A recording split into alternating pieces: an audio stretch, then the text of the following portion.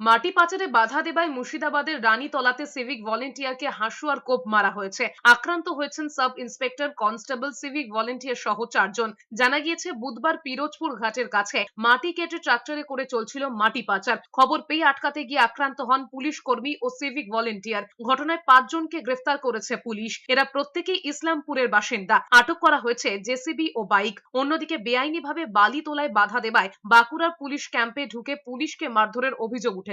বাঁকুড়ার সোনামুখীর উত্তর বেশিয়া ক্যাম্পে রাতে 50 থেকে 60 জন দুষ্কৃতী হামলা চালিয়েছে বলে অভিযোগ। এই ঘটনায় একজন এনভিএফ এবং 2 জন সিভিক ভলেন্টিয়ার আহত হয়েছেন। বিষ্ণুপুরের এসডিপিও সুপ্রকাশ দাস বলেছেন, গত 2 থেকে 3 মাস ধরে দামোদর নদের চর থেকে অবৈধভাবে বালি পাচার হচ্ছিল। বেশ কয়েকজনকে গ্রেফতারও করা হয়। বাজেয়াপ্ত করা হয়েছিল বালি পাচারে যুক্ত ট্রাক্টরগুলো। সেই আক্রোশেই এই হামলা বলে মনে করা হচ্ছে।